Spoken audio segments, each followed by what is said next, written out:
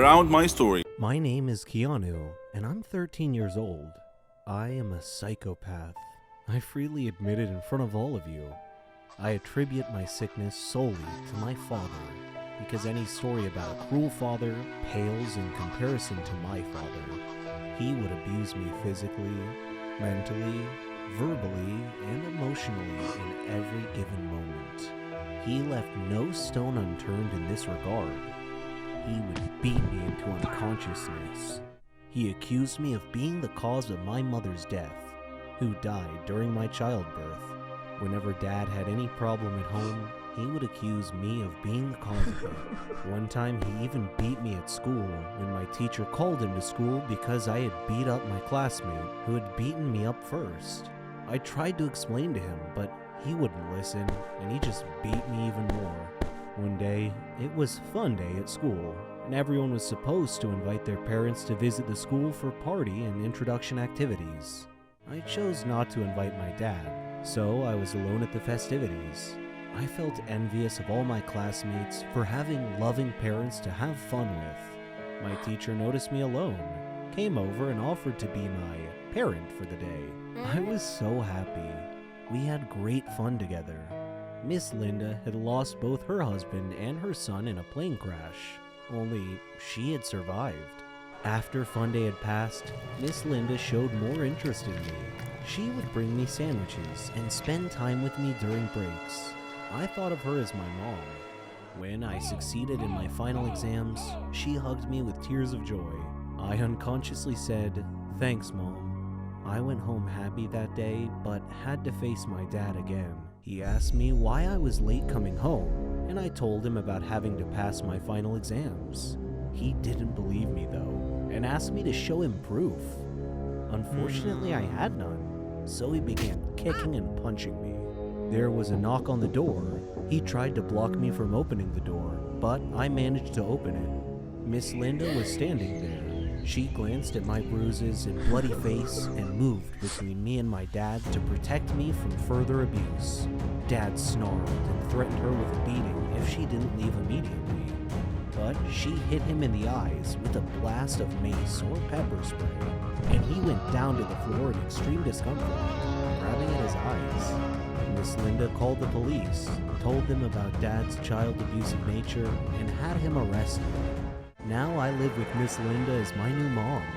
Dad is in prison, where I hope he stays till he dies or rots. Either outcome is okay with me. Hello, my name is Benjamin and I'm 17 years old. I am sitting in a court waiting to hear my sentence, my punishment. When you listen to my story, you may pity me. My story started 3 years ago when my parents died in a train crash. My father was a businessman, and my mother was just a housewife. The news of their death was a big shock to me because I couldn't imagine my life without them. I was forced to move in with my grandparents. The hardest period of my life was about to start. My relationship with them wasn't that close. They lived in a city far away from my home, so I visited them in the past, only a few days every year. When I heard my friends talking about the generosity of their grandparents, I wondered why, because mine never gave me any presents or showed me any kindness at all. My grandparents lived austere lives, so living with them was hard for me. They were stingy and cheap. Despite living in a villa, we all ate plain meals that barely supplied me adequate nourishment. In addition, we only ate one meal a day. I was always hungry. My room was infested with insects. The furniture was worn and torn. They paid the servant a minimal wage, so her work was minimal as well. I would always sneak into the kitchen to steal anything I could find in the fridge to eat. When I asked my grandparents why they were living so minimally, they said it was because they were saving money for the future. When they eventually figured out that I was stealing food from the refrigerator, they locked it closed at night. Do you believe that? One day, when I entered the study to speak with Grandpa, his safe was open and I glimpsed gold bars, a hefty pile of cash, and a mound of jewelry. When he saw me enter, he slammed the safe closed and gave me a cold look. At midnight, I happened to go to the bathroom, and while returning to my bedroom, I overheard Grandpa say, "Eat fast before he wakes up." I looked through a slot in the door to see them eating delicious food. Grandma said, "I don't know why you insisted on letting him move in with us." He replied, "Well, I couldn't let people see me abandon an orphaned grandson." She said, "I wish I could wake up one day and find him gone." Her words were like a knife through my heart. I decided then and there that they deserved to die. I wished that they had died instead of my parents. I waited until they went to sleep. Then I entered their room, took the key from their bedside, went to the safe, and stole all their money, gold and jewelry, and put it in my backpack. Then I loosened a heating gas fitting in their bedroom, allowing it to leak into their room. Then I exited, closed the door, and sealed the bottom of the door with a towel. The next morning I took a bus to another town, intending to take the train to get even further away. In the meantime, the police discovered the death of my grandparents. They also discovered that there were security cameras around their villa that had recorded everything I did. As I sat there in the train station, I saw this news on a TV in the waiting area. They were showing my face from earlier news stories when my parents had died in the train crash. Everyone around me was looking at me. It seemed I was a dead ringer for the murder suspect. I was arrested, taken to court, tried, and found guilty on 2 counts of cold-blooded murder. So here I sit, waiting to hear my sentence. I am ready for any punishment. I feel no remorse. Given another chance, I would do it again. My name is Ricardo. Though I am a 21-year-old, my body is the size of a 10-year-old boy because I was born with a disease called Prader-Willi syndrome, PWS, which stunted my body growth while allowing my mind to continue developing. Most people would consider PWS to be a curse, but it was a gift for Dad and me because we took advantage of this situation. My story starts when Dad's company accused him of embezzlement and fired him. The scandal and shame of this incident kept him from getting any other type of work, so we left our country to start a new life elsewhere. Dad was still unable to get a job because his old company always gave him bad references when called by prospective new employers. Dad was worried about our future, so he improvised and came up with a scheme to turn me into the goose that laid the golden egg. You see, children always bullied me due to my small body size. Luckily, my mature mind helped me avoid fights most of the time. One day, Dad asked me if I wanted to become famous, and I said, sure. He told me that we needed a way to gain people's sympathy, and he explained his plan. We went to the garage and found some old torn clothes that he asked me to wear. Then he poured dirty water on me. Then he made a recording of me crying and explaining that I had been beaten by some bullies in our neighborhood. After we finished making our sympathy-garnering video, he applauded my performance and posted it to the internet to see what reaction we would get. The next day, our video went viral, and I became an instant celebrity. All the news agencies gave the video broad coverage, and I began receiving sympathetic phone calls and donations from around the world. Several international schools offered me free scholarships at their schools, and I managed to amass a good size of money from all the donations, and for a moment, I thought our days of poverty were finally over. Unfortunately, the authorities investigated my background and found that I was 21 years old and not really a kid at all. Then all my fortunes reversed themselves, and the police came after me for fraud. I am speaking to you now from a hotel room as I hide from the police. I have enough money to head to another country, preferably one that has no extradition treaty with my country. I have enough money to live comfortably without needing to work for the rest of my life. So, on balance, I don't have any regrets about what I've done. This time, you get to know the truth about the haunted piano. I left. I went to work. Then I came home and went to bed. Everything was back to normal, just as I told myself it was. Music started playing again. That's when it hit me. This was not paranormal. It couldn't be. It was a cheap trick. Margaret must have programmed the piano to play itself. It was just a prank. A laugh at my expense. That's why the damn thing was free. I ran downstairs to solve the mystery once and for all. Like clockwork, as soon as my foot touched the bottom step, the piano stopped playing. I walked over to it, confident in my new theory. Upon opening it up and exploring all of it, I was surprised by what I saw. It was just a normal piano. Nothing extra was added in its creation to make it play on its own. My calmness was not calm anymore. I stared at the red wood and ivory keys before me and almost felt compelled to ask, "What are you?" Instead, I remained silent. This silence, however, was quickly interrupted by the sound of music as the piano began playing itself once again. I wanted to run, but fear kept me still. I watched the horror unfold. The keys were being pressed down hard, controlled by an unseen force. A haunting peace filled the room as pictures fell from the walls. The house began to shake around me. My eyes darted back and forth in fear. But then I noticed something outside. Standing at my window was a shadowy figure. I ran outside to escape the madness. All the while the song went on. The house continued to shake behind me. The dark figure was nowhere to be seen.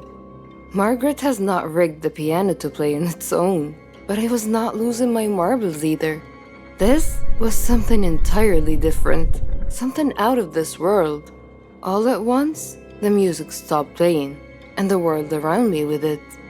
No wind, no cars, no animals, and no people. Nothing. It was the middle of the night at this point, but where were the crickets, the frogs, or even the trees? Where was life outside my home? A little exploration revealed that I was truly by myself. Every living creature in the world had disappeared. What the hell was going on? Why was this happening? I returned home, hoping for answers, but instead, I saw an unsettling sight. It was so dark, I almost didn't see it. Standing completely still next to the piano was the same silhouette from my window. My body was shaking with fear, but the figure did not react. It was frozen like the rest of the world. The shadow was wearing a dark cloak, one that covered its entire body. At its face was nothing but pure darkness. I studied the figure for a few more moments before a familiar sound filled the room. The piano song played, and in an instant, the world returned to life. I fell to the ground, but managed to escape, crawling out the front door and rushing over to my car. I got in and took off with no specific location in mind, happy to be anywhere that was not my own home. I started weighing my options. Destroying the piano came to mind, but the risk outweighed the reward. It could just as easily backfire, angering whatever spirit was hunting its keys. Seeking help wasn't really an option either. The only person who might believe me was Margaret. That was it. Margaret. Maybe she would know what to do. It was late, but I didn't care. I drove over to her place. The dark figure was there, standing at her door. Before I could turn in the opposite direction, it grabbed me by the arm with its bony fingers. Its strength kept me anchored in place, and then it disappeared. I had no choice but to return home. I hesitantly stepped past the piano and walked up to my bedroom, where I locked the door and fell into bed, mentally exhausted. I would not have even a moment of peace, as the song started up again the second my head hit the pillow. But I remained still, sick of the repetition. The banging on my bedroom door that followed, however, succeeded in freaking me out. I jumped out of bed and pushed my dresser to the door, and I hid under my sheet. The banging persisted, but I chose to instead focus on the song, allowing myself to properly listen to it for the first time. Surprisingly enough, it was beautiful. Dark, but beautiful. Its melody soothed me, relaxing me to the point that my eyes grew tired. I fell asleep and I had a dream. The dream world I found myself in was different. It was overwhelmingly vivid and real. Words like surreal and otherworldly just don't cut it. The awareness I had is also difficult to explain. I was completely aware of my surroundings in the sense that I could feel everything about them. I know that doesn't make much sense, but it's the only description I have to offer. The dream was in a forest. It was large, and at its center, a large red tree stood tall. Every fiber of my being knew where I was. This was the blood tree, the precursor to my piano. As I admired the beauty of the blood tree, a person stepped out from behind. He did not speak. He simply pointed at the tree. This is when the piano leaked into my dream. The song played as glowing lines ran up and down the tree's bark. The man put his hand to the wood, motioning for me to do the same, and I did. It was an incredible sensation. My eyes were filled with visions, a glimpse into the blood tree's past. Its bark wasn't always red. Native habitats came up to the tree every year. They would slice their hands open and place them on the tree's trunk. Their blood then dripped to its base, representing the lifelines of their people. It also signified becoming one with nature, feeding the tree life from within. It was the anchor that kept their community together. This is where they gathered and enjoyed life. A place free from worry, a safe place. This was also where the natives buried their dead. After that, one of the elders would play a song, the same song my piano played every night. It was their song of death.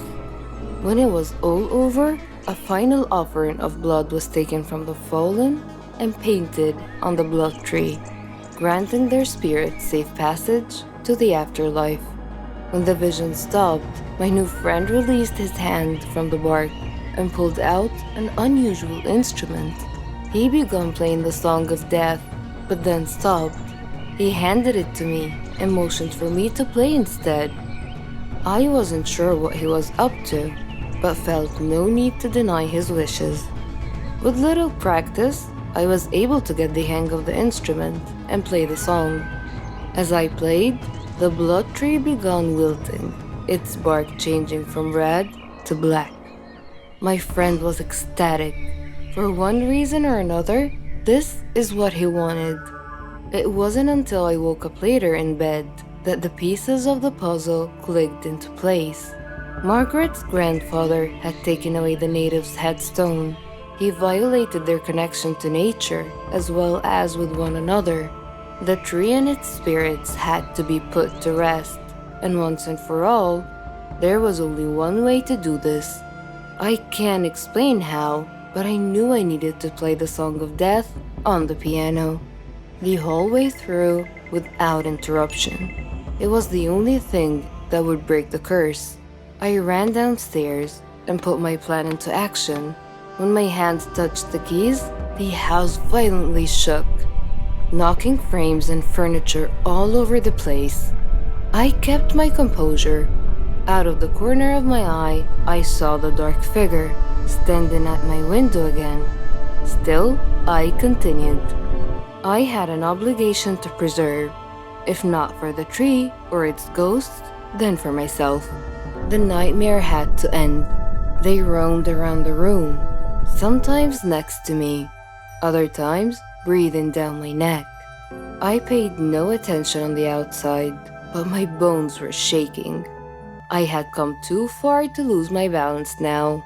Just as the shadowy figure sat next to me at the piano, I struck the final note of the song. The madness around me stopped. I turned to the figure beside me, and it was the native from my dream. He threw me a thankful smile before vanishing. My work was done. Months have passed, and the piano remains in my living room, quieter than it's ever been before. I even play it from time to time. If there's one thing you can take away from my experience, it's to be mindful of the things that make sounds at night. Try your best not to be frightened, and please let this tale be a warning to you. Don't ever buy strange things from Craigslist. You'll thank me later.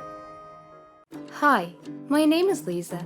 Every day, I receive hundreds of flower bouquets and a lot of chocolates, endless amount of food, and a lot of party invitations, a million messages from social media accounts, and a lot of very expensive gifts, like jewelries, designer clothes, bags, and perfumes.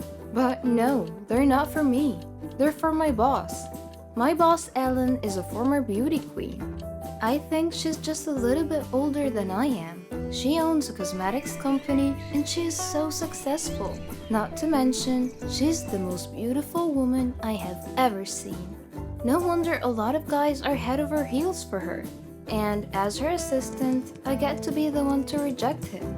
Also, if I'm lucky and she's in the mood, she'll let me have the gifts that came from her fans. That's why I have signature clothes, shoes, bags, and perfumes that I have nothing to use for. Good thing is, we have the same size, and we're the same height. Okay, back to Ellen. She's dating somebody right now. His name is John, but I'm pretty sure she's cheating on him. She once told me that she does not really like John because he's boring. But me, I like John. He's a good guy. He always greets me when he sees me around. It's a big deal for me because I get used to being ignored by people all the time. But not John. He always smiles at me. I'm not the type of woman you will notice across the room. Well, it could mean the opposite for not a very good reason. Thanks to this big scar I have on my face since birth. Having said that, I've never had any guys who were serious about me. Either taking me out on a date just to pull a prank on me, or just want to win a bet. Unlike John with Ellen, I can see that he's super in love with her, while Ellen is just pretending because of money. John's family owns a chain of malls. Yes, he is much richer than she is. One time, Ellen said she wants to go to the plastic surgery clinic. I told her she does not need a plastic surgery. She just said, "Just go with me, silly." So I just followed her. Turns out, she's having an affair with the plastic surgeon. His name is Mike, and she's been with him ever since she and John became together 2 years ago. The surgeon looks arrogant, not like John, who's full of compassion.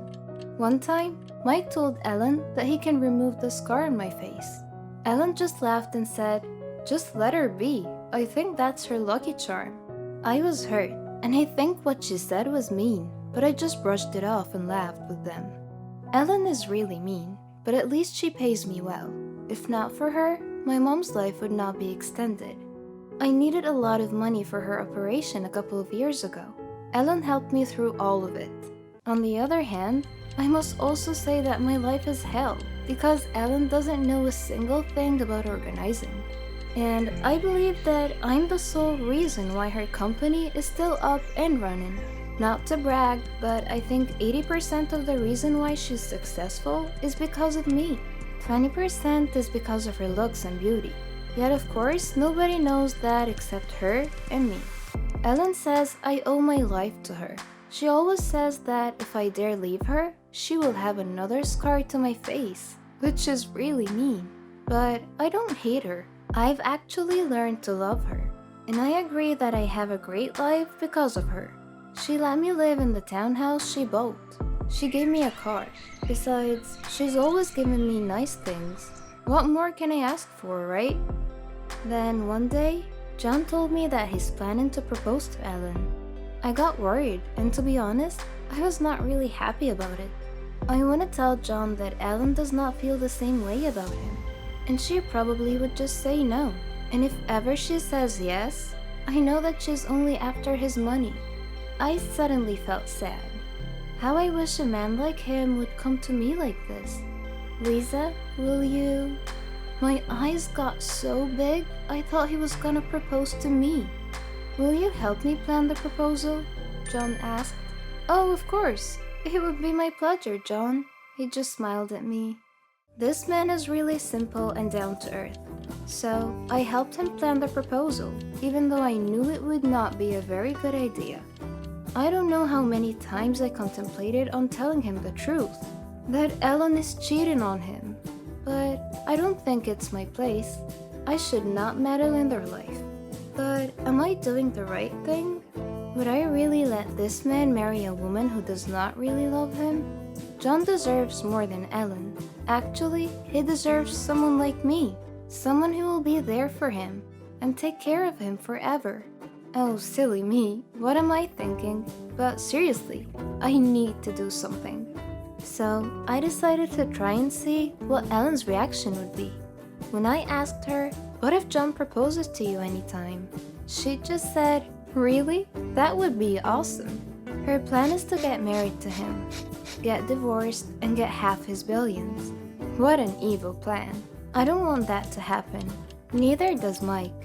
One time at an event, Mike and I got the chance to talk, and he said he'd like to meet me at his office on Saturday at 9 a.m. And so I went there. Mike made an offer that is very tempting, but I had to refuse it for so many reasons. He wants me to pretend to be Ellen.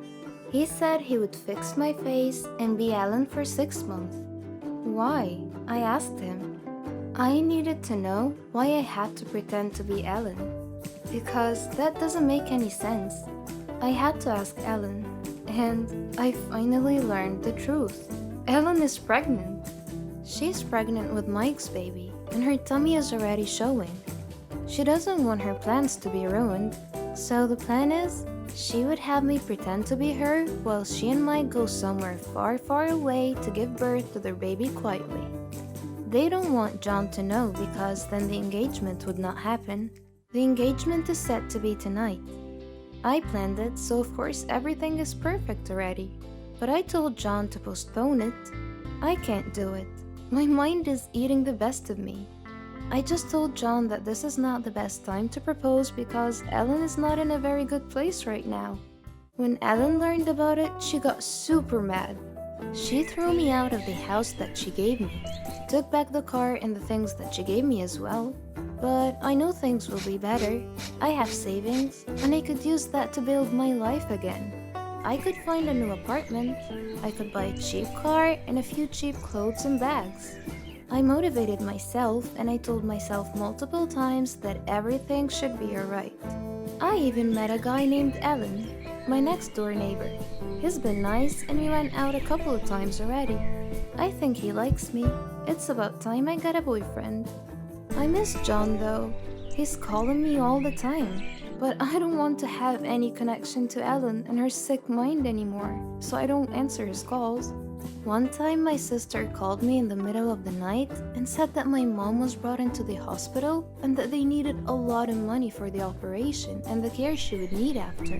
So I ran to the bank with Alan and I withdrew all the money that I had left, which is not enough, but under the bed and only Alan knows where I put it. That night, Alan decided to stay the night. He spent the night and something intimate happened. I woke up with a smile on my face which quickly got replaced with tears. Alan left with all of my money. He also took all of my jewelry, my wallet, and even my cell phone. Desperate as I was, I went to Mike's office. I told him and Ellen that I'm very sorry for running away. I told them that I really need money because my mom is sick again, and it's worse than ever. They said they're gonna pay me good money if I do as they say. I thought, why not? I would have John, I would be pretty, I would be able to save my mother's life, and I would have a good life. And so I made a deal with them. I'll pretend to be Ellen for a year. It should give them enough time to give birth and settle everything before going back home. She said I have to make sure that John would not call it quits. She also said that I just have to delay the engagement for a year because, of course, if a grand wedding should happen, Ellen would want to be the bride. And that would also save us from all the legal matters that we might have to face, including fraud, among other things. So Ellen and Mike left the country. I was left alone with John. The plastic surgery was successful. I look like Ellen now. I'm very pretty. I have a beautiful face, but I'm not happy. Until the day came that I got to be with John. At first, I had a hard time pretending to be Ellen. But with the business side, it's fine. I'm familiar with everything because I'm basically the one running it. John introduced me to his family. I fell for him even more when I knew that John was a miracle baby. His family is so sweet. I fell in love with all of them. I wonder why Ellen did not appreciate any of this. Then, the biggest surprise of all, his father announced that he's given me a share. Okay, let me talk it down a little. Well, his father decided to give me a mall. Yes, a freaking mall. Well, I know it's not really for me, it's for Ellen, but I am happy. The night ended and John and I were left alone in the garden. We laid down on the grass and John was surprised. He said that the Ellen he knows would not do that. Oops, did I do something wrong? He looked me in the eye and he hugged me. His hug was so sweet. It's the hug that I know I would not get used to even for a lifetime. I love you, Ellen, he said. I love you too, John. My heart is breaking a little because I mean it to me, as Lisa. Do you really love me? He asked. Of course I do, I said. He's making me nervous. If I ask you to marry me tomorrow, will you say yes? He asked. He smiled and took out a ring. And the diamond was so beautiful. It was so big. It's really beautiful. But if this is real and it's really meant for me, I won't mind how big the diamond is. I planned proposing to you for a long time now, Ellen. I even asked for Lisa's help. How I wish she could see this, he said. So, will you marry me, Ellen? He asked. My mind says, oh no, but my heart says, yes. I am addicted to food. I suffer a lot. I need help. I've tried to give up, but I fail every time. Hamburgers. Who can give up eating hamburgers, especially with barbecue sauce? I didn't mind this kind of addiction, but I'm getting ahead of myself. Let me begin by introducing myself. I am Patricia, 15 years old, living with my parents and my brother. I lead a quiet life. No interests, no hobbies, except for eating, that is. Food is my faithful friend. It never leaves me. It is my partner, my soulmate. But having food as your soulmate has insidious side effects. A dark side, if you will. It denies me a healthy life, robs me of the energy to play, and causes me to sleep excessively. I would much rather stay at home with a bag of potato chips than go out and exercise. My soulmate ultimately betrayed me, though, last Thanksgiving at my granny's home. She lives in a state nearby. Granny was a clever doctor and an excellent cook at that. She could conjure up something really delicious. On that day, she had prepared barbecue turkey with nuts and other secret recipe ingredients. The taste was so great, as if it had descended from heaven itself. I felt like I was fighting a food war, and I had to win at all costs. I ate and ate and ate. I don't know why, but I just couldn't control myself. I attacked that turkey like it was the last on the planet. But every culinary war with a worthy adversary, such as the barbecued turkey, has its own unique type of casualties. Suddenly, I found myself unable to breathe. I fell to my knees and passed out. The turkey had won. I woke up later in the hospital, though, still clinging to an unfinished turkey leg. The doctor told me that I was gaining way too much weight. He said that I should be put on a diet. Diet? Man, how I hated that word. It hung over my head like the sword of Damocles. It meant depriving me of my passion, my reason for living. I considered eating vegetables in small amounts to be the worst form of cruel and unusual punishment, the worst form of torture imaginable. Imagine thinking of a wonderful, greasy, cheese-laden pizza with all the toppings and then suddenly opening your eyes to find a healthy green salad bowl. But I had reached a turning point in life. One day, my brother was playing on the street. while I was sitting at home gazing longingly at a tempting piece of cheesecake, just sitting there, taunting, daring me to eat it. I struggled mightily to resist the urge, but in the end I succumbed and wolfed it down like a starving animal. Shortly afterwards, I began feeling dizzy, but I was unable to call for help this time, and then I passed out again.